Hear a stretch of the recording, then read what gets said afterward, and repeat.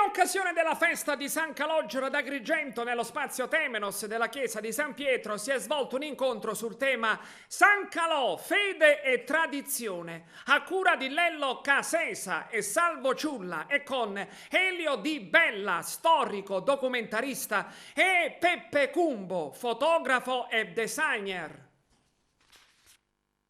Una giornata di devozione e di spiritualità che anticipa le prime 2 domeniche di luglio, che abbiamo voluto ancora una volta organizzare in questo splendido luogo dello spazio Temenos, e grazie anche alla disponibilità del panificio Passarello e della pasticceria Saieva, che hanno voluto accogliere questo invito. Un invito legato a raccontare la storia di San Calò, un momento esaltante e bellissimo degli agrigentini che mai riuscirebbero, diciamo, ad allontanarsi da questa antichissima e genuina tradizione. La forza di questa festa è il rapporto fortissimo che il popolo ha a questo santo. Se si incrina questo rapporto, si spezza, finisce la festa. Quindi noi ci auguriamo che anche le 2 domeniche ci sia questa meravigliosa presenza di popolo che abbracci, che baci, che si avvicini a San Calò e che continui ancora una volta a rispettarlo ed adorarlo. È un po' un'ouverture, no? a questo momento di festa, che dobbiamo farlo diventare sempre più festa, quindi un momento forte di fraternità, di solidarietà, di aiuto vicentevole, e quest'anno in modo particolare attenzioneremo con un riconoscimento, un attestato, ecco, i volontari di strada Onlus di Agrigento.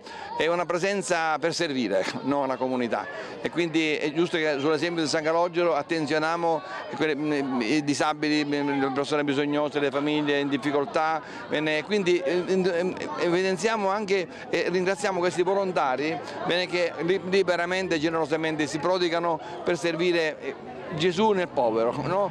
È un momento molto bello e molto importante. Ecco perché mercoledì, giorno 10, avremo questo momento qui allo spazio Temenos, in cui metteremo in evidenza Papa Francesco come uomo di parola, e nello stesso tempo ci apriremo a questo orizzonte ampio, ecco, di una fraternità e di una solidarietà universale. In concomitanza da parte dell'Associazione Portatori, essendo che la cattedrale è il punto sacro della cristianità, della religiosità provinciale, essendo che la cattedrale ormai è riaperta, San Calogero andrà a fare un omaggio alla cattedrale e poi continuerà il percorso. Iniziamo intanto da domani con la manifestazione Uvennera Villa, che aprirà i battenti ai festeggiamenti in onore di San Calogero. Dopo 4 anni si ripropone di nuovo il 5 dice l'Amico Battaglia, il vicepresidente, la 14ª edizione Uvennera Villa. In mezzo a 1000 sacrifici da parte dell'associazione siamo riusciti a organizzare di nuovo questo evento, il quale comprenderà sicuramente degustazione di prodotti tipici siciliani, e la novità sarà il mega cannolo, cioè un cannolo di 150 kg, correggimi amico Salvatore, con una cascata di cannulicchi che verranno distribuiti gratuitamente a tutta la popolazione, con una piccola offerta, insomma una cosa simbolica giusto per sostenere le spese. Siamo contenti, siamo felici, ci apprestiamo a vivere con gioia e con festa tutta questa manifestazione, che sarà da contorno alle 2 domeniche che sono il tema centrale della festa di San Calogero. E che Dio ce la mandi buona. E che Dio ce la mandi buona, viva San Calò. La rottura delle pignate.